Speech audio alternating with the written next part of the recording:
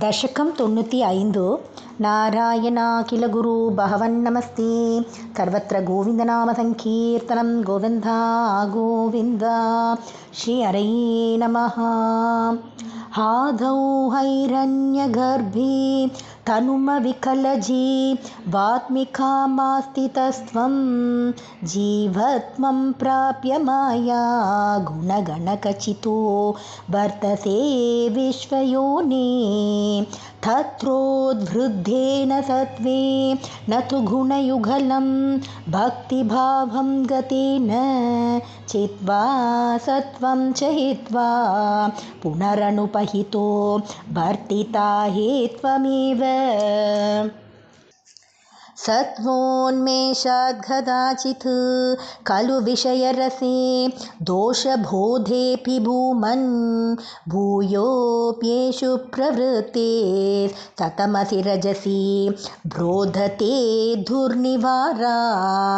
चित्तं तावद्गुणाश्च घ्रथितमिहमितस्तानि सर्वाणि रोद्धुं तुर्ये त्वय्येकभक्ते शरणमिति भवान् हंसरूपीण्यगाधीत्। सन्ति श्रेयांसि भूयास्यपि रुचिभिधया कर्मिणां निर्मितानि शुद्रानन्दाश्च शान्ता बहुविधगतय कृष्णदेभ्यो भवेयुः।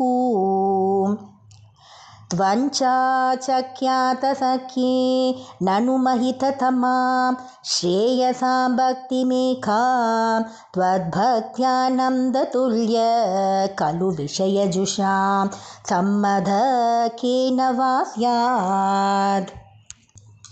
त्वद्भक्त्या तुष्टबुद्धेः सुखमिह चरतो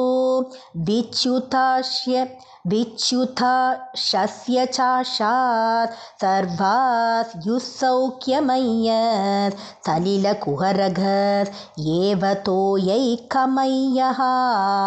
सोऽयं कल्विन्द्रलोकं कमलजभवनं योगसिद्धिश्चरुध्यात् नाकाङ्क्षत्येतदास्तां स्वयमनुपतिते मोक्षसौख्येऽप्यनीहः।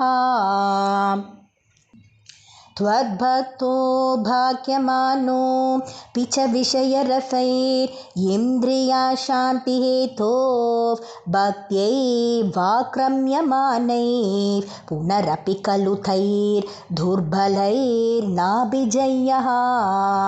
सप्तार्चैर्दीपितार्चैर्दहति किल यथा भूरिदारुप्रपञ्चं त्वद्भक्त्योऽघेततैव प्रदहति दुरितं दुर्मदक्वेन्द्रियाणाम्।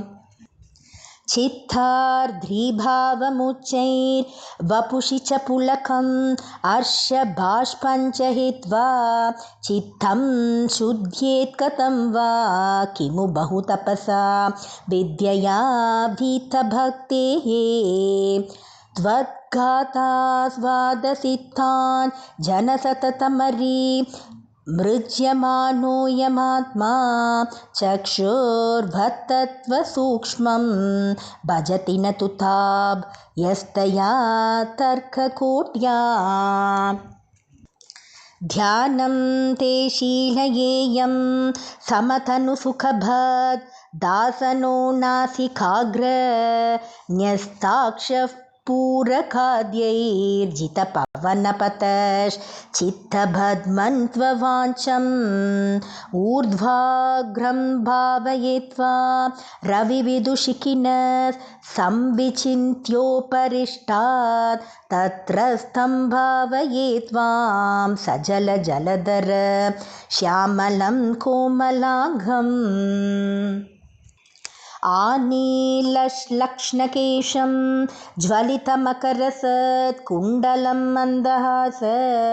स्यन्धार्द्रं कौस्तुभश्री परिगतवनमा लोरुहाराभिरामं श्रीवत्साङ्कं सुबाहुं मृदुलसधुधरं काञ्चनच्छायचेलं चारुस्निग्धोरुमम्भो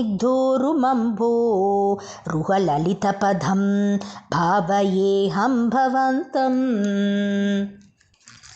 सर्वाङ्गेष्वाङ्गरङ्गत् कुतुकमिति मुहुर्धारयन्नीशचित्तं तत्राप्येकत्र युञ्जे वदनसरसिजे सुन्दरे मन्दहासे तत्र लीनन्तु केतः परमसुखचिदत् वैतरूपे वितन्वन् अन्यन्नो चिन्तयेयं मुहुरिति समुपारूढयोगो भवेयम् इत्थं त्वध्यानयोगे सति पुनरनिमा द्यष्टसंसिद्धयस्तात् दूरश्रुध्यातयोऽपि ह्यहमहमिकिया सम्बतेयुर्मुरारे त्वत्सम्प्राप्तौ विलम्भा वहमिकिलमिदं नाद्रिये कामयेऽहं त्वामेवानन्दपूर्णं पवनपुरपते पाहि मां सर्वतापात् सर्वत्र गोविन्दनामसङ्कीर्तनं गोविन्दा गोविन्द।